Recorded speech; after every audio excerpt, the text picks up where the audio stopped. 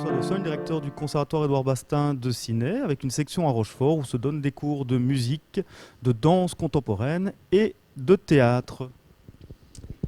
Aurélie Gilmard, professeure de piano au Conservatoire Édouard Bastaing de Ciney, dans les sections de Marche et Rochefort.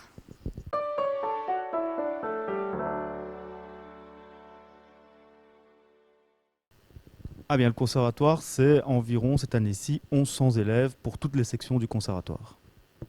Au piano, moi j'ai un mi-temps réparti sur Marche et Rochefort, donc ça fait une grosse vingtaine d'élèves. La moitié le mercredi à Rochefort et l'autre moitié le samedi à Marche.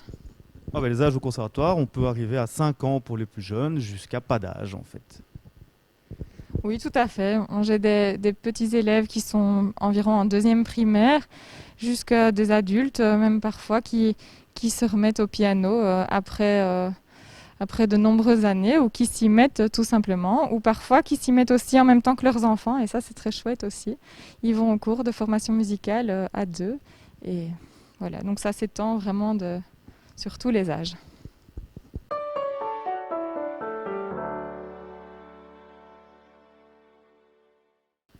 Ah ben, depuis le début du confinement, l'actualité elle a été très chamboulée puisque le conservatoire est à l'arrêt complètement dès le mois de mars jusqu'au mois de septembre, où là on a été complètement fermé, donc interdiction de rentrer dans les locaux, de donner cours, voilà, de travailler. Et on a eu quand même la chance de pouvoir reprendre au 1er septembre, de reprendre dans des conditions aménagées, qui ont été aménagées déjà 2 fois, puisqu'on est rentré en code jaune en septembre et puis on est repassé en novembre en code rouge.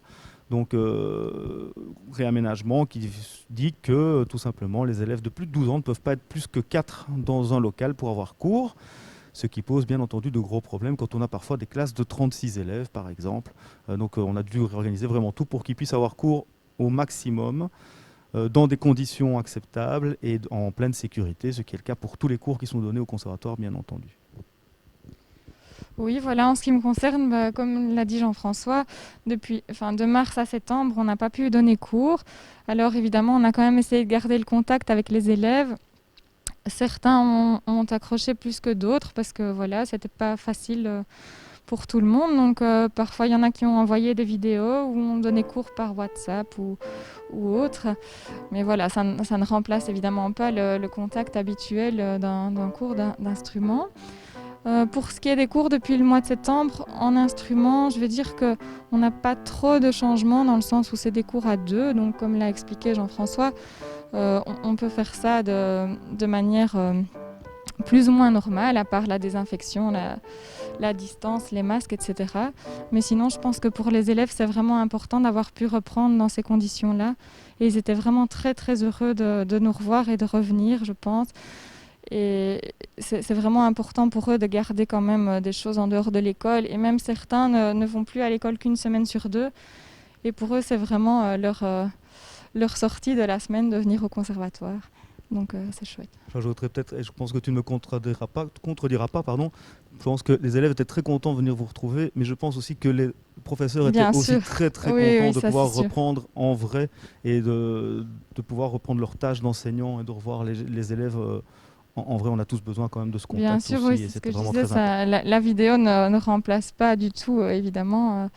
Et c'est très important pour nous. Et vraiment, c'était un arc-en-ciel de les revoir en septembre et de pouvoir redémarrer tout ça. Évidemment, on espérait que ça allait se calmer un peu plus vite, mais voilà, on ne perd pas espoir par rapport au reste des projets.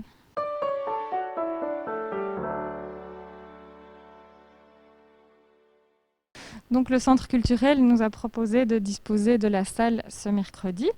Évidemment, malgré la grande contenance de cette salle, on ne peut pas inviter les parents.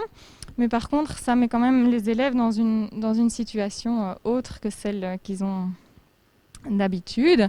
Ils ont l'occasion de jouer sur un beau piano.